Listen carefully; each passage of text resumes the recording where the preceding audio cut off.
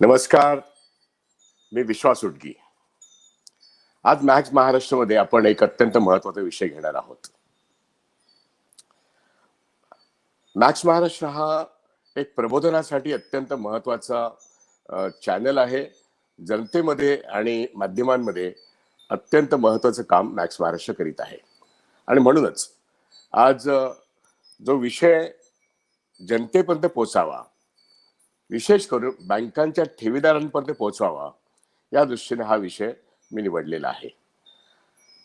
सारस्वत बँकेने 2 दिवसापूर्वी त्यांच्या चेअरमन, सारस्वत बँकेचे चेअरमन नामवंत आहेत. त्यांचं नाव गौतम ठाकूर आहे आणि एकनाथ ठाकूर सारख्या अत्यंत बुद्धिमान चेअरमन यांचे ते चिरंजीव आहेत. सारस्वत बँकेची प्रगती ही गेल्या 3-4 दशकामध्ये अत्यंत वेगाने झालेली आणि आज देशामध्ये ती अव्वल दर्जाची कोऑपरेटिव्ह बँक आहे. आज हा विशेष उल्लेख सारस्वत बँकेचा करण्याचं कारणच असं आहे की जेव्हा संपूर्ण रिझर्व्ह बँक ऑफ इंडियाचं धोरण, किंबहुना केंद्र सरकारचं धोरण, हे सहकारी बँकांचं संकुचन करणं, किंबहुना चांगल्या आणि वाईट सहकारी बँका यांना सुद्धा स्मॉल फायनान्स बँकेच्या म्हणजे खाजगी बँकेच्या रूपामध्ये नव्याने निर्माण करणं, असं जे काही रिझर्व्ह बँक ऑफ इंडियाचं धोरण आहे, त्याच्या विरोधात त्यांचं एक महत्वाचं वक्तव्य आज माध्यमातून आलेलं आहे आणि त्याबद्दल त्यांचं मनपूर्वक अभिनंदन करणं आवश्यक आहे. त्यांनी असं स्पष्टपणे म्हटलेलं आहे की सहकारी बँका टिकल्या पाहिजेत आणि सहकारी बँका जगल्या पाहिजेत, याकरिता सारस्वत बँक प्रयत्न करीत राहील. आणि हे स्पष्ट आहे की गेल्या 20 वर्षांमध्ये रिझर्व्ह बँक ऑफ इंडियाचे जे काही धोरण आहे सहकारी बँकांविषयी, हे सहकारी बँका संकुचित करणं, त्याची संख्या कमी करणं आणि आत्ताचं केंद्र सरकारचं धोरण सहकारी बँकांचं चक्क खाजगीकरण करणं असं आहे. सहकारी बँकांच्या या धोरणामध्ये जे काही परिवर्तन गेले 20 वर्ष आपण पाहतो आहोत. मग अनेक कमिटी आहेत. वैद्यनाथन कमिटी आहे, त्यानंतर मराठे कमिटी आहे, किंवा अशा अनेक, म्हणजे अगदी विश्वनाथन हे रिझर्व्ह बँक ऑफ इंडियाचे ईडी होते. त्यांनी वर्षानुवर्ष सहकार डिपार्टमेंट म्हणजे अर्बन कोऑपरेटिव्ह बँक डिपार्टमेंट जे आहे ते त्यांनी सांभाळलं. ते ईडी पण होते, त्यानंतर डेप्युटी गव्हर्नर पण झाले. त्यांची पण एक कमिटी होती. या सर्वांनी मिळून आताच्या कालखंडामध्ये ज्या भूमिका घेतलेल्या आहेत, त्या सहकारी बँकांचं एकूण क्षेत्र जे आहे याच्यावरती मर्यादा आणणं आणि मगाशी म्हटलं तसं चांगल्या किंवा बुडीत होऊ घातलेल्या, संकटात सापडलेल्या छोट्या सहकारी बँका यांना वाचवण्याच्या ऐवजी त्यांना स्मॉल फायनान्स बँकेमध्ये त्याचं परिवर्तन करणं, अशा तऱ्हेचं धोरण रिझर्व्ह बँक ऑफ इंडियाचं आहे. अर्थातच याला एक वेगळं परिमाण आहे की किंवा केंद्र सरकार हे खाजगी क्षेत्राला झुकतं बाब देत आहे आणि सरकारी क्षेत्र आणि सहकारी क्षेत्र याच्याकडे आता ते एका पद्धतीने द्वेषाचं राजकारणाचा भाग म्हणून बघतायत. आणि या एका पार्श्वभूमीवरती सहकारी क्षेत्र वाचलं पाहिजे, सहकारी बँका वाचल्या पाहिजेत, असं म्हणण्याला अव्वल दर्जाचं महत्व आहे. सहकारी क्षेत्रातले प्रश्न हे सहकार क्षेत्रामध्ये जे काही संचालक मंडळामध्ये अनेक बँका ज्या बुडतायत, त्या आपण बघतो की त्यांना जे काही अधिकार आहेत त्या अधिकारांचा त्यांनी गैरवापर करून जी चुकीची कर्ज दिली, कमी तारण घेऊन किंवा तारणाशिवाय कर्ज दिली, ते अर्थातच बुडीत गेलेली आहेत. आणि गेल्या 20 वर्षामध्ये ह्या बुडीत गेलेल्या कर्जामुळे आणि सहकारी बँकेतल्या राजकीय नेत्यांच्या स्वार्थी हस्तक्षेपामुळे त्या बँका ह्या गाळात गेलेल्या आहेत. हे स्पष्ट आहे. त्या राजकीय नेत्यांची नावं घेण्याची गरज नाही आणि पक्षांची नावं पण घेण्याची गरज नाही. ह्याच्यात सगळेच गट तट, त्यांचे उपगट आणि राजकीय पक्ष यांच्यातलं कोणीच धुतल्या तांदळासारखा नाहीये. त्यांनी बँका बुडवल्या ही वस्तुस्थिती आहे. पण बँका वाचवण्यासाठी रेग्युलेटर नियामक संस्था म्हणून रिझर्व्ह बँक ऑफ इंडिया काही प्रयत्न करते का? नाही, ते उलट संपवत आहेत. फरक हा आहे. 2001 पासून जेव्हा सहकारी बँकांविषयीचं धोरण रिझर्व्ह बँक ऑफ इंडियाने जाहीर केलं, 2010-11 पर्यंत असं धोरण होतं की आता जी रुपी बँक याचं आम्ही टेक ओव्हर करू, विलिनीकरण करू, असं सारस्वत बँकेचे अध्यक्ष सांगतायत. ही अत्यंत स्वागतार्ह गोष्ट आहे, अत्यंत स्वागतार्ह गोष्ट आहे. पण याच 20 वर्षाच्या, म्हणजे या दोन, आपण असं म्हणून मिलेनियमच्या सुरुवातीला रिझर्व्ह बँक ऑफ इंडियाने असं एक धोरण घेतलं होतं की सहकारी बँकांना एक्सपॅन्शनसाठी, चांगल्या सहकारी बँकांना एक्सपॅन्शनसाठी त्यांना नवीन लायसन्सची गरज आहे. परंतु त्यांनी एक्सपॅन्ड होण्याच्या ऐवजी, म्हणजे त्यांना नवीन लायसन्सेस आम्ही न देता, आम्ही त्यांना असं सुचवतो की त्यांनी महाराष्ट्रातली किंवा देशातल्या ज्या काही संकटात आलेल्या बँका आहेत त्यांचा जो काही शाखा विस्तार असेल, कोणाचा 10 असेल, कोणाचा 20 असेल, कोणाचा 50 असेल, त्या तुम्ही जर टेक ओव्हर केल्या तर तुम्हाला आपोआपच त्यांच्या शाखा मिळतील.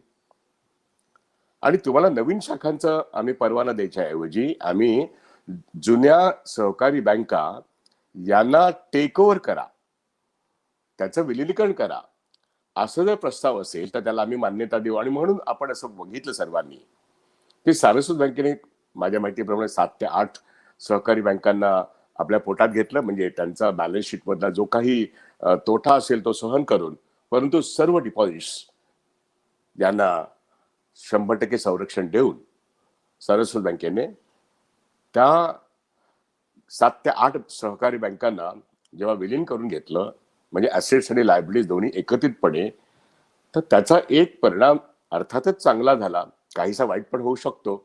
सारस्वत बँकेचं बॅलन्स शीट हे मोठं झालं. सारस्वत बँकेला सुमारे 10 लाखापेक्षा जास्त ठेवीदारांच्या ठेवी या वापरायला मिळाल्या. आणि सारस्वत बँकेने बऱ्यापैकी कर्ज विस्तार करून, कर्ज वसुली करून आणि स्वतंत्रपणे कर्ज विस्तार करून आज सारस्वत बँक ही एक निश्चितपणे खऱ्या अर्थाने स्ट्रॉंग सहकारी बँक आहे, देशातल्या नंबर 1 ची बँक आहे. आपण असं बघितलं तर आता शामराव विठ्ठल कोऑपरेटिव्ह बँक असेल, NKGSB असेल, अभ्युदय असेल, यांनी सुद्धा 3 किंवा 4 किंवा 5 बँका ज्याला असं मी म्हणेन विलीन करून घेतल्या आपल्यामध्ये आणि त्या मोठ्या झाल्या. म्हणजे शाखा विस्ताराच्या एका त्या बँकेच्या धोरणामध्ये जर आपल्याला एखादी bank reserve bank of India घ्या असं सांगत असेल तर रिझर्व्ह बँक ऑफ इंडियाचं ती काही पॉलिसी होती ती योग्य असं म्हणायला लागेल. आणि त्याच्यामुळे नवीन शाखा सुरू करण्याच्या ऐवजी जुनी एखादी बँक जी काही विशिष्ट जिल्ह्यांमध्ये स्ट्रॉंग असू शकते, त्याचा पाया तिथे मजबूत असू शकतो, पण काही कारणास्तव जसं मगाशी सांगितलं ती कारण त्याच्यामध्ये डळमळीतपणा आला असेल, संकट आलं असेल, तर या मोठ्या सहकारी बँकेने ते घेणं हे अर्थातच लॉजिकली करेक्ट होतं, ते धोरण योग्य होतं. किंबहुना all India bank employees association म्हणून त्या काळात मी सेक्रेटरी असताना मी अशी भूमिका मांडली की राष्ट्रीयकृत बँकांना ह्या अशा बँका त्या राज्यांमध्ये विलीन करून घ्यायला परवानगी द्या, कारण का सहकारी क्षेत्रात राष्ट्रीयकृत बँकेने घेणं अशी तेव्हा पद्धतच नव्हती. ऐतिहासिकदृष्ट्या एक Memon cooperative bank he bank of बडोदाने घेतली, आम्ही संघटनामुळे तेव्हा प्रयत्न केला होता. त्याचप्रमाणे जिथे ज्ञानेश्वर आगाशे हे पुण्याच्या एका सहकारी बँकेमध्ये अध्यक्ष होते, त्यांची बँक इंडियन ओव्हरसीज बँकेने तत्कालीन चेअरमन सुहास जोशी यांनी विलीन करून घेतली. अशा 2च कोऑपरेटिव्ह बँका ह्या राष्ट्रीयकृत बँकांनी घेतलेल्या आहेत. पण व्यापक प्रमाणामध्ये सहकारी बँकांमधले जे संकट आहे ते जर मिटवायचं असतं तर राष्ट्रीयकृत बँकांना अशी परवानगी देणं हे अधिक संयुक्तिक ठरलं असतं. तरीही मोठ्या सहकारी बँकांनी छोट्या सहकारी बँकांना विलीन करून घेणं हे धोरण निश्चितच चांगलं म्हणायला लागेल. त्यामुळे शाखा विस्तार करण्याचा एक जो काही ध्येयवाद असतो मोठ्या सहकारी बँकांचा तो पूर्ण होतो. छोट्या सहकारी बँकांमधले ठेवीदार आणि अर्थातच बाकीचे स्टेक होल्डर्स याला एक प्रकारे मोठा रिलीफ मिळतो, ही एक चांगली गोष्ट घडली. आणि आपण बघतो की 2001 मध्ये 2100 कोऑपरेटिव्ह बँका या देशात होत्या. त्या 2010 पर्यंत जर तुम्ही आकडा जर बघितला तर तो 1400 म्हणजे 700 बँका या एका प्रक्रियेमध्ये एखाद दुसरी लिक्विडेट झाली असेल, बाकी सगळ्या टेक ओव्हर मध्ये आलेल्या आहेत. ही चांगली गोष्ट आहे. परंतु 2010 नंतरचा जो कालखंड आहे, रिझर्व्ह बँक ऑफ इंडियाने वेगळं धोरण घेतलं की आता आपण हे करण्याच्या ऐवजी त्या बँकांना मरू द्यावं. सहकारी बँकांना स्पर्धेमध्ये राष्ट्रीयकृत बँका, खाजगी बँका यांच्याशी स्पर्धा करायला लावणं, अशा तऱ्हेच्या गोष्टी रिझर्व्ह बँकांनी केल्या आणि त्याच्यामध्ये अनेक चांगल्या सहकारी बँका सुद्धा या स्पर्धेमध्ये टिकू शकत नाहीत, असं या गेल्या दशकामध्ये आपल्याला दिसतंय. आणि काही वाईट व्यवहार निश्चितपणे झालेत. उदाहरणार्थ पंजाब आणि महाराष्ट्र बँक, ज्याच्या 23 सप्टेंबर 2019 आपण पाहिलं आणि तेव्हा आता सर्वांनाच माहीत झालेलं आहे की 2-2 बॅलन्स शीट घेऊन ही बँक काम करत होती आणि एकाच उद्योगपती घराण्याला अत्यंत फ्रॉड्युलंट पद्धतीने 70% कर्जदार करणारी बँक रिझर्व्ह बँक ऑफ इंडियाच्या नजरेतून सुटली असं म्हणणं हे अत्यंत चुकीचं होईल. किंबहुना तो एक नेक्सस होता आणि रिझर्व्ह बँक ऑफ इंडिया स्वतःला निर्दोष सिद्ध करण्याच्या नादामध्ये त्यांनी या पंजाब आणि महाराष्ट्र मधल्या मोठ्या कर्जबडव्या उद्योगपतीला वाचवण्याचा जो काही उपद्व्याप चालवलेला आहे, त्या एका प्रक्रियेमध्ये ती बँक युनिटी स्मॉल फायनान्स बँकेला हँडओव्हर करणं आणि त्या करण्याच्या प्रक्रियेमध्ये 5 लाखापर्यंतच्या ठेवीदारांचे पैसे आणि 5 लाखाच्या वरच्या ठेवीदारांचे पैसे हे अंतिमतः युनिटी फायनान्स बँकेला देण्याचा एक मोठा प्रस्ताव त्यांनी पहिल्यांदा लायसन दिलं त्यांनी स्मॉल फायनान्स बँकेला आणि नंतर त्यांनी अशी एक परिस्थिती निर्माण केली की स्कीमच तयार केली आरबीआयने आणि त्यात आपण बघितलं की ठेवीदारांच्या पैशाचा चक्क ट्रान्सफर केले त्यांनी युनिटी बँकेकडे जवळजवळ 8,500 कोटी आणि 5 लाखापर्यंतचे पैसे 90 दिवसात ती बँक देईल, पंजाब आणि महाराष्ट्र देणार नाही. आणि त्यानंतर चक्क 10 वर्ष किंवा 20 वर्षानंतर ठेवीदारांना त्यांचे पैसे मिळतील. एखादा ठेवीदार 70 वर्षाचा असेल तर त्यांनी त्याच्या वयाच्या 80 पर्यंत त्याचे जर 1 कोटी रुपये पंजाब आणि महाराष्ट्रामध्ये असतील तर त्याने 5 लाख घ्यावं आणि वरच्या 95 लाखासाठी त्यांनी 10 ते 20 वर्ष थांबावं आणि ते थांबवत असताना सुद्धा चक्क 40 ते 45% कपात करून ठेवीदाराच्या पैशात कपात, त्याला हेअर कट असा इंग्रजी शब्द आहे, या सगळ्या गोष्टीला एक कायदेशीर कवच रिझर्व्ह बँक ऑफ इंडिया निर्माण करून देतं. इतकी वाईट policy reserve bank of India निर्माण केलेली आहे.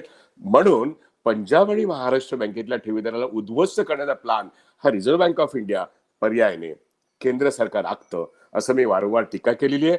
आणि म्हणून ठेवीदारांनो संघटित व्हा आणि रिझर्व्ह बँक ऑफ इंडियाच्या या धोरणाविरुद्ध लढा करा. पंजाब आणि महाराष्ट्राचे लोक लढतायत, होय, 23 सप्टेंबर 19 पासून ते निरंतर लढतायत आणि म्हणून किंबहुना असं म्हणता येईल की त्या लढाईमुळे त्यांना 1 लाखापर्यंत पैसे काढायला मिळाले, इतरांना 5,000 10,000 मिळाले. परंतु मुख्य प्रश्न किती पैसे सेक्शन 35 आल्यानंतर काढायला मिळतात हा मुद्दा नाही आहे.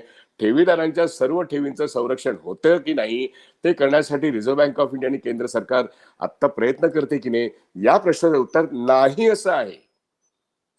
मग अशा परिस्थितीत ठेवीदार जे या देशातले सर्वात मोठे असंघटित वर्गापैकी येतात, त्यांचा पैसा संपूर्ण बँकिंग व्यवस्थेमध्ये आज जर ठेवीदारांचा पैसा किती आहे तर साधारणपणे मी असं म्हणेन की 160 लाख कोटी आहे, म्हणजे जवळजवळ भारताच्या जीडीपी एवढा.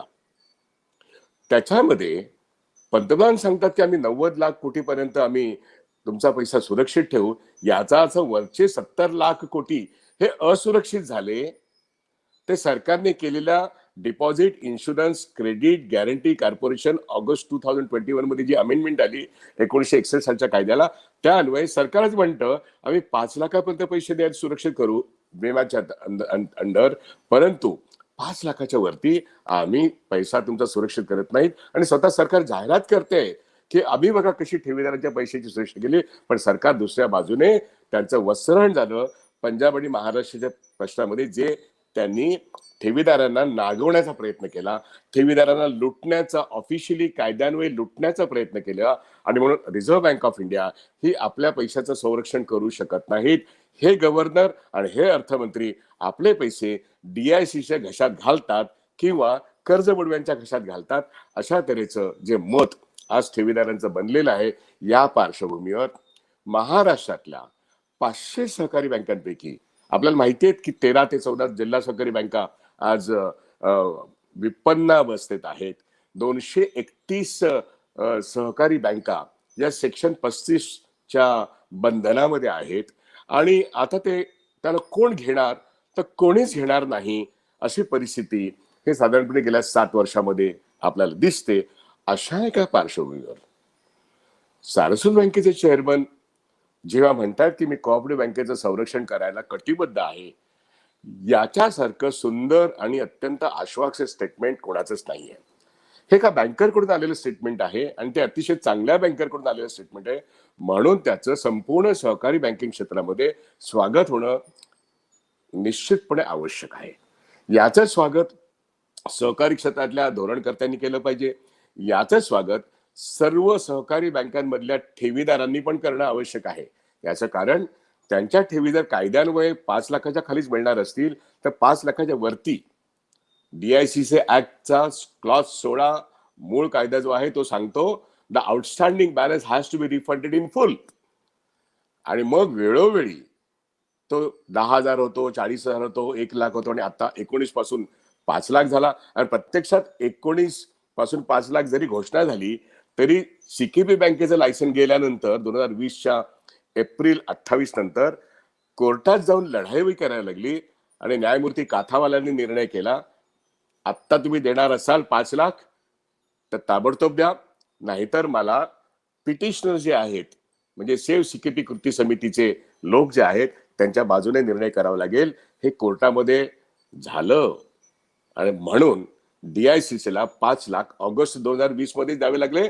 त्याचा परिणाम ऑगस्ट 2021 मध्ये सरकारला कायदा करावा लागला, कारण 5 लाख रुपये CKP कोऑपरेटिव्ह बँकेतल्या जवळजवळ आतापर्यंत 60 ते 70% लोकांना मिळालेले आहेत, परंतु तरी संस्थांना मिळालेले नाहीत, हाऊसिंग सोसायटीने मिळालेले नाहीत. म्हणून 5 लाखाच्या वरच्यासाठी आता सुप्रीम कोर्टामध्ये एक केस निश्चितपणे जानेवारी महिन्यातच येत आहे. हे मी एवढ्यासाठी सांगतोय, या पार्श्वभूमीवरती पंजाब आणि महाराष्ट्र मधल्या ठेवीदारांना कोर्टात जावं लागणं हे निश्चितपणे त्यांना करावंच लागेल. सिटी कोऑपरेटिव्ह बँकेचे लोक तर कोर्टात गेलेलेच आहेत. अन्य कोऑपरेटिव्ह बँका कोर्टात जाण्याची तयारी करतात, कारण का 5 लाखाच्या पुढचाच प्रश्न आणि 5 लाखाच्या आतला पण प्रश्न हा सहकारी बँका सोडवू शकत नाहीयेत. मुख्य 5 लाख किंवा 5 लाखाच्या वरचं एवढाच नसून 100% पैसे हे एखादी बँक कोसळली, बुडीत खाती गेली की असुरक्षित बनतात. तेव्हा मग ती कोणतीही कोऑपरेटिव्ह बँक असेल, ठेवीदारांचं काय, कर्मचाऱ्यांचं काय, शेअर होल्डरचं काय, या प्रश्नाची उत्तर आज रिझर्व्ह बँक ऑफ इंडिया देत नाही. शेअर होल्डरला तर किंमत 0 होते. मग त्यांच्या भागभांडवलाला किंमत देण्याकरता गव्हर्नमेंट म्हणतं की आम्ही तुम्हाला कंपनी ऍक्ट खाली घेतो, तुमचा शेअर आम्ही मार्केटमध्ये लिस्टिंग करतो, तिथे तुम्हाला पैसाच पैसा मिळेल. हे अत्यंत भ्रामक असं उत्तर आहे. म्हणजे कोऑपरेटिव्ह मध्ये तुम्ही संपून जा, तुम्ही कंपनी ऍक्ट मध्ये या, म्हणजे तुमचे खासगीकरण म्हणजे ते कुठलं तर मायक्रो फायनान्स किंवा स्मॉल फायनान्स बँक. म्हणजे शेवटी मायक्रो फायनान्सकडे तुम्ही नेणार त्यांना. ही एक प्रायव्हेट सावकाराची निर्मिती या सगळ्या प्रक्रियेमध्ये होते आहे. आणि म्हणून रिझर्व्ह बँक ऑफ इंडिया आणि केंद्र सरकारचं सहकारी क्षेत्राविषयीचं धोरण हे सहकार क्षेत्र संपून ते खासगीकरणाकडे नेण्याचं आहे, किंबहुना मायक्रो फायनान्स वाढवण्याकडे आहे. आणि अशा तऱ्हेचे लायसन्सेस ते माणसांना बोलवून बोलवून देतायत. याच्याऐवजी त्यांनी सहकारी क्षेत्र वाचवणं, सहकारी क्षेत्रातला भ्रष्टाचार संपवणं, सहकारी क्षेत्रातल्या कर्ज बुडव्यांची मानगूट पकडून त्यांची कर्ज वसुली करणं आणि त्या बँकाचं पुनरुज्जीवन करणं, याकरता काही कठोर निर्णय घेणं अपेक्षित आहे. परंतु रिझर्व्ह बँक ऑफ इंडिया ते करत नाही, त्यांना ते करायचं पण नाहीये. आणि म्हणून सेक्शन 35 मधल्या असलेल्या 21 बँकांना ऑगस्ट 2021चा कायदा पास झाल्यानंतर त्यांनी ताबडतोब DICC तुम्हाला 90 दिवसात पैसे देईल हे पत्रक पाठवलं. प्रत्यक्षामध्ये फक्त 2 किंवा 3 बँकांमध्ये 5 लाखापर्यंतची रक्कम वाटण्याची सुरुवात झालेली आहे. म्हणजे DICC सुद्धा आपल्या कायद्याला बांधून काम करते असं म्हणण्यासारखी परिस्थिती नाहीये. म्हणून मुळातच DICC लॉला आव्हान देण्याची गरज आहे. हा नंबर 1चा भाग. ठेवीदारांचे 100% पैशाचं संरक्षण करणं, याकरता ठेवीदारांनी आंदोलन करण्याची गरज आहे आणि रिझर्व्ह बँक ऑफ इंडिया आणि केंद्र सरकारच्या धोरणाला आव्हान देण्याची गरज आहे. आणि अशा एका पार्श्वभूमीवरती रुपी बँक जी 2010-12 पासून अडखळत पुढे जाते आणि तिथे सेक्शन 35 लागू झालाय. याच्या पूर्वी सुद्धा एकदा सेक्शन 35 त्यांना लागू झाला होता, त्यातून ते बाहेर पडलं, संपूर्ण संचालक मंडळ आलं, पण पुन्हा सेक्शन 35 लागू झाला. आणि आता मात्र सेक्शन 35 नंतर त्यांना दर 3 महिन्याने जे एक्सटेन्शन मिळतं त्याच्यामध्ये ठेवीदार कातावलेले आहेत, कित्येक जण देवाघरी गेलेले आहेत. आणि आता लोकांनी हताशा पत्करलेली आहे, निराश झालेली आहेत. अशा वेळेस 3 महिन्याचा कालखंड त्यांना लायसन मिळालेला आहे आणि अशा वेळेस वर्ष संपता संपता शेवटच्या 2 दिवसात माननीय गौतम ठाकूर यांनी जी घोषणा केलेली आहे आणि त्या ठिकाणी रुपी बँकेचे पंडित हे जे काही तिथे सीईओ आहेत यांनी जे सातत्याने प्रयत्न विलीन करण्यासाठी केलेले आहेत त्याला अर्थातच ठेवीदारांनी सातत्याने पाठिंबा दिलेला आहे, कर्मचाऱ्यांनी पाठिंबा दिलेला आहे. अनेक लोक बँक सोडून गेलेले आहेत, त्यांनी सोडायला भाग पाडलं ही पंडितांवरची टीका लोकांची आहे. परंतु तरीही पंडित हे सातत्याने त्याच्या विलीनीकरणासाठी प्रयत्न करतात, त्यामुळे ही एक चांगली बाब आहे. एक सीईओ प्रयत्न करतोय ही फार महत्वाची बाब आहे. आणि दुसरे चेअरमन हे आता विलिंगनेस दाखवत आहेत की होय, सहकारी क्षेत्र टिकवण्याकरता रुपी बँक घेण्यामध्ये मी जाहीरपणे इंटरेस्ट दाखवतोय, मी ड्यू डिलिजन्स करेन, म्हणजे निश्चितपणे चार्टर्ड अकाउंटंट त्याचे जातील, त्याचं व्हॅल्युएशन होईल, त्याचं एकूण असेट्स आणि लायबिलिटीज चेकअप करतील, ताजं बॅलन्स शीट अनालाइज करण्यात येईल. आणि सारस्वत बँकेची आजची क्षमता त्यांनी 7 ते 8 कोऑपरेटिव्ह बँका घेतलेल्या आहेत, त्यांना रुपी बँक घेणं निश्चितपणे फायद्याचं होईल. पुण्यामध्ये, मुंबईमध्ये रुपी बँक एकेकाळी सारस्वतपेक्षा मोठी असलेली बँक, रुपी बँक जी 100 वर्षापेक्षा जास्त आयुष्य असलेली बँक, म्हणजे बँकिंग क्षेत्रामध्ये, सहकारी बँकिंग क्षेत्रामध्ये बडोद्याची अन्योन्य बँक, कॉस्मॉस बँक पुण्याची रुपी बँक, ज्याचे जन्मदाते लोकमान्य बाळ गंगाधर टिळक आहेत. त्यामुळे राष्ट्रीय चळवळीतून, एका प्रेरणेतून पुण्यामध्ये 2 संस्था निर्माण झाल्या. एक बँक ऑफ महाराष्ट्र जी राष्ट्रीयकृत झाली. रुपी बँक ही नावाजलेली अनेक वर्ष नंबर 1 ची बँक होती. आज त्या बँकेच्या संदर्भामध्ये जी काही गेली 20 वर्षामध्ये अनेक संकट आली, त्या संकटातून आता ती लिक्विडेट होते की काय अशी परिस्थिती असताना, कोर्टामध्ये ऑलरेडी मुंबईच्या हायकोर्टमध्ये एक केस त्याच्याविरुद्ध पेंडिंग असताना, सारस्वत बँक त्याचे चेअरमन पुढे येऊन सांगतात. त्यामुळे ही घटना अत्यंत महत्वाची आहे. रिझर्व्ह बँक ऑफ इंडिया आणि केंद्र सरकारने आणि महाराष्ट्र सरकारने सुद्धा याचं स्वागत केलं पाहिजे आणि आपल्या धोरणांचा पुनर्विचार केला पाहिजे. हे सांगण्याकरता मी तुमच्या पुढे आलेलो आहे. कारण का बँकिंग क्षेत्रामध्ये 2001 पासून सहकारी बँकांविषयी मी हे सातत्याने म्हणतोय की सहकारी क्षेत्र टिकलं पाहिजे.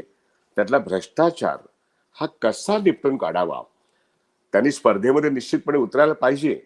स्पर्धा ही चांगल्यासाठी असली पाहिजे, पण तो स्पर्धेचं निमित्त करून त्यांना संपवणं आणि small is not beautiful, get merge with the big असं आधी म्हणायचं आणि नंतर सहकारी बँकिंग क्षेत्रच पूर्णपणे सहकार मुक्त करायचं. हे अतिशय वाईट धोरण रिझर्व्ह बँक ऑफ इंडियाने घेतलेलं आहे. रिझर्व्ह बँक ऑफ इंडियाची जी काही एकूण एक स्वायत्त संस्था म्हणून त्याची काय ख्याती, डॉक्टर रेड्डी म्हणा, डॉक्टर सुब्बाराव म्हणा, डॉक्टर मनमोहन सिंग म्हणा, आय.जी. पटेल म्हणा, ह्या सर्वांनी अत्यंत कठीण परिस्थितीमधून रिझर्व्ह बँक ऑफ इंडिया ही अत्यंत ऑटोनॉमस बॉडी, कोणताही राजकीय हस्तक्षेप न स्वीकारता त्यांनी सर्व धोरणांमध्ये, मग ते राष्ट्रीय बँका असतील, खाजगी बँका असतील, सहकारी बँका असतील, याच्यावरती चांगलं नियंत्रण केलं, चांगलं सुपरविजन केलं. परंतु आता रिझर्व्ह बँक ऑफ इंडियाविषयी असं चांगलं बोलता येत नाही.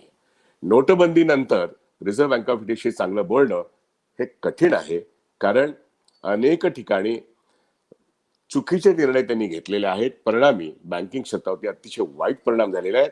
त्यातला एक महत्वाचा भाग म्हणजे सहकारी बँका. त्यामुळे सहकारी बँका टिकवण्याकरता रिझर्व्ह बँक ऑफ इंडिया काही करू इच्छित नाहीयेत.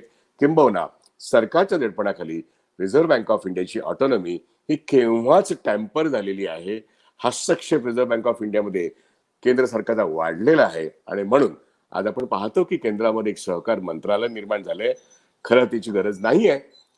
सहकार हा राज्याचा विषय आहे, परंतु केंद्राचा विषय बनवून त्यांनी ते निर्माण केलंय. पण तो चांगल्यासाठी निर्माण झाला असेल तर हरकत नाहीये. परंतु जे धोरण आहे ते असं आहे की खाजगी क्षेत्र वाढावं, मायक्रो फायनान्स वाढावं, स्मॉल फायनान्स बँका वाढाव्यात आणि मग सहकारी बँका काय कराव्यात. जेव्हा रिझर्व्ह बँक ऑफ इंडिया पण नव्हती तेव्हा सहकारी बँकांचा जन्म झालेला आहे. याचा कुठेतरी सरकारने एक नोंद घ्यावी. रिझर्व्ह बँक ऑफ इंडिया 1935 साली जन्माला आली. आमच्या सहकारी बँका या देशामध्ये 1860च्या कायद्याने निर्माण झाल्या आणि स्वातंत्र्य चळवळीतल्या महत्वाचा एक टप्पा, त्यात लोकांना सहकारामध्ये गुंतवून मग ते सूत असेल, साखर असेल, बँक असेल, अन्य क्षेत्र ही सहकाराच्या आत आणून अनेक मोठ्या संस्था, विशेष करून महाराष्ट्रात, तमिळनाडूमध्ये, कर्नाटकमध्ये, गुजरातमध्ये, केरळमध्ये सहकाराने भरभराट आणलेली आहे. सहकारातून विकास घडलेला आहे. आज केंद्र सरकारला हे दिसत नाही का? आणि म्हणून महाराष्ट्रातले राज्यकर्ते, केंद्रातले राज्यकर्ते, बँकर्स हे कधी बोलायला लागतील असा खरा प्रश्न आहे. तेव्हा आज एक बँकर बोललेला आहे. सारस्वत बँक ही निश्चितपणे अव्वल दर्जाची सहकारी बँक आहे आणि म्हणून त्यांनी रुपी बँकेचं ड्यू डिलिजन्स पूर्ण करावं. आणि या रुपी बँकेचं जीवदान असा एक विषय नाहीये. रुपी बँकेतले ठेवीदार हे निश्चितपणे त्याचं स्वागत करतील, कारण का त्यांना 100% ठेवी कशा सुरक्षित राहतील आणि परत मिळतील ही त्यांची जी काही गेली 10 वर्षाची चिंता आहे, ती चिंता एक स्टेटमेंट जे आहे की मी केवळ 5 लाख सुरक्षित ठेवणार नाहीये, तर मी तुम्हाला 6% व्याज पण देईन, हे जे त्यांचं मत आहे, ते मत सारस्वत बँकेत रुपी बँक जेव्हा विलीन होईल त्याला महत्व आहे. ते हेअर कटच्या विरोधात बोलतायत, ते लोकांच्या पैशाच्या सुरक्षिते बाबतीत बोलतायत. हेच रिझर्व्ह बँक ऑफ इंडियाचं धोरण असलं पाहिजे. किंबहुना DICC ऍक्ट 1961 चा क्लॉज 16 असं बोलतो, वेअरॅज आता 17 म्हणा किंवा 18A ही जी काही कलम आहेत हे ठेवीदारांच्या विरोधात आहेत. मुळामध्ये सहकारी बँका टिकल्या तर ठेवीदारांचे 100% पैसे टिकतील. त्यामुळे इन्शुरन्सच्या पैशातून आमचं टिकाव होईल, संरक्षण होईल, याच्याऐवजी बँका टिकल्या पाहिजेत, बँकांचा विस्तार झाला पाहिजे, लोकांच्या ठेवीला न्याय मिळणारं व्यवस्थापन सहकारी बँकांचं असलं पाहिजे. या पद्धतीने हा सगळा सहकारी क्षेत्राचा प्रश्न आहे. आणि म्हणून आजच्या 1 जानेवारीच्या दिवशी एक अत्यंत चांगली गोष्ट एका बँकरने मांडलेली आहे. या बँकरचं आपण स्वागत करूया. त्यांच्या प्रयत्नांना आणि पंडित यांच्या प्रयत्नांना, रुपी बँकेचे CEO पंडित यांच्या प्रयत्नांना रिझर्व्ह बँक ऑफ इंडिया योग्य तो प्रतिसाद देईल अशीच अपेक्षा आपण सर्वांनी करूया. रुपी बँक विलीन होणं म्हणजे सारस्वत बँकेमध्ये ही चांगली घटना आपण जानेवारीमध्ये घडली तर अत्यंत चांगली घटना होईल. पण याच पावलावरती पाऊल ठेवून यवतमाळची बाबाजी दत्ते महिला सहकारी बँक ही विलीन होऊ शकते दुसऱ्या कोऑपरेटिव्ह बँकेमध्ये, त्याचा प्रयत्न व्हायला पाहिजे. त्याच पद्धतीने अजूनही सिटी कोऑपरेटिव्ह बँक कोणी घेऊ शकत असेल त्याचा प्रयत्न व्हायला पाहिजे. CKPच्या बाबतीमध्ये हा प्रश्न आता लिक्विडेशनची प्रक्रिया सुरू झाली आहे, म्हणून लिक्विडेशन चालू असताना सुद्धा जर एखादी बँक आली तर CKP बँकेचं विलीनीकरण कोर्टामध्ये होऊ शकतं. सिटी बँकेचा प्रश्न कोर्टामध्ये आहे, सिटी कोऑपरेटिव्ह बँकेचा प्रश्न कोर्टात आहे, CKP बँकेचा प्रश्न कोर्टात आहे. होय, कर्नाळा बँकेच्या बाबतीमध्ये आता परिस्थिती वेगळी आहे, परंतु कर्नाळा बँकेची परिस्थिती, कारण का तिथे ईडीच्या हातात सगळी प्रॉपर्टी आहे, त्याच्याऐवजी तिथे राज्य सरकारच्या हातात जर प्रॉपर्टी आली तर त्याच्याही विलिनीकरणाचा प्रश्न तिथे निर्माण होऊ शकतो. पण आता मात्र कर्नाळा सहकारी बँकेच्या बाबतीमध्ये त्यांची संपूर्ण प्रॉपर्टी अटॅच झालेली ईडी कडून, त्यामुळे तिथे DICC ने सुद्धा पैसे देण्याची गोष्ट केलेलीच नाहीये. असे अनंत वेगवेगळे प्रश्न सहकारी क्षेत्रामध्ये आहेत. ज्या संकटातल्या बँका आहेत त्याचं बँक निहाय विश्लेषण करता येईल, परंतु सहकार क्षेत्र वाचवण्यासाठी राज्य सरकारला पुढाकार घ्यायला पाहिजे, चांगल्या बँकर्सना पुढाकार घ्यायला पाहिजे आणि मुख्यतः रिझर्व्ह बँक ऑफ इंडियाला आपल्या सगळ्याच धोरणांचा पुनर्विचार करून लोकांच्या ठेवी सुरक्षित कशा राहतील याकरता विचार करणं आवश्यक आहे. बँकांचे ठेवीदार नसतील तर बँका तरी कशा येतील? कारण बँका जगतात त्या ठेवीदारांच्या पैशाच्या जीवावरती. आणि आता जेव्हा सेक्शन 35A लागतो तेव्हा ठेवीदारांच्या पैशावरच बँक कर्मचाऱ्यांना, सहकारी बँकेतल्या कर्मचाऱ्यांना पगार मिळतो, त्या बँकाचा खर्च चालतो. म्हणजेच जे काही घडतं ते बँकांच्या ठेवीदारांच्या पैशावरती आहेत. मग त्यांनाच उद्ध्वस्त करणारं धोरण रिझर्व्ह बँक ऑफ इंडिया आणतंय. आपण PMCचं उदाहरण बघितलं. म्हणून थोडक्यात कर्ज बुडव्यांना शासन करणारं, कर्जाची वसुली करण्याकरता सहकार खात्याने प्रत्यक्ष ज्या सगळ्या सहकारी बँकातल्या जे कर्ज बुडवे आहेत त्यांना तो सेक्शन 88 मध्ये आहेत, या सर्वांना वेठीस धरावं आणि त्यांना वसुली करावी, त्या बँका पुनर्जीवित होतील हे बघावं. रिझर्व्ह बँक ऑफ इंडियाने याकरता मदत करणं आवश्यक आहे आणि काही बँकर्सनी पुढे येऊन आम्ही ही बँक घेऊ असं म्हणायला हरकत नाही. किंबहुना मी असं म्हणेन, पंजाब आणि महाराष्ट्र बँकेमध्ये सुद्धा DICCने 5 लाख चे जे पैसे आहेत, जे स्मॉल युनिटी फायनान्स बँकेला द्यायच्या ऐवजी लोन म्हणून जर पंजाब आणि महाराष्ट्राच्याच बँकेला दिलं तर ती बँक पुनर्जीवित होऊ शकते. कारण त्यांना 4,000 कोटीचं भांडवल जर मिळालं तर ती बँक पुनर्जीवित होऊ शकते. पण तिथल्या लोकांना सडवत राहणं हे यापुढे बरोबर होणार नाही. पंजाब आणि महाराष्ट्र बँक जरी मुंबई आणि महाराष्ट्राची मुख्यतः असली तरी ती दिल्लीची आहे. उत्तराखंड, उत्तर प्रदेश, पंजाब या ठिकाणी सुद्धा पंजाब आणि महाराष्ट्र बँक आहे. त्यामुळे ठेवीदारांचा तळतळाट तिथल्या मतदारांपर्यंत पोहोचेल आणि भारतीय जनता पक्षाला तो तळतळाट भोवेल अशी सुद्धा परिस्थिती आहे. याचा विसर राज्यकर्त्यांनी पडू देऊ नये. म्हणून सारस्वत बँकेच्या चेअरमनने जे अत्यंत पॉझिटिव्ह विधान केलंय त्यानिमित्ताने आज मला हे सांगावंसं वाटलं. ठेवीदारांच्या दृष्टीने ही अत्यंत महत्वाची गोष्ट आहे आणि म्हणून आपण त्याचं स्वागत करूया. आणि अशा तऱ्हेने बँकर्सने पुढे यावं. रिझर्व्ह बँक ऑफ इंडियाने अशा बँकर्सना भरपूर पाठिंबा द्यावा. राज्यकर्त्यांनी सुद्धा अशा बँकर्सना भरपूर पाठिंबा द्यावा. किंबहुना राष्ट्रीयकृत बँकांमध्ये काही बँकांनी पुढे येऊन काही बँका, सहकारी क्षेत्रात बँका ताब्यात घ्याव्यात. असं जर काही घडलं तर सहकारी क्षेत्रातलं संकट, सर्वांचं संकट हे दूर होण्याची शक्यता आहे. एवढंच सांगतो. पुन्हा एकदा सारस्वत बँकेचे चेअरमन, रुपी बँकेचे चेअरमन यांनी नव्याने प्रयत्न केलेला आहे. त्या प्रयत्नांना यश येणं आवश्यक आहे. एवढं सांगून हा माझा व्हिडिओ जर आवडला असेल तो मॅक्स महाराष्ट्राच्या वतीने प्रसारित होतोय, तो लोकांमध्ये जाऊ द्या. एवढंच मला या ठिकाणी सांगायचंय.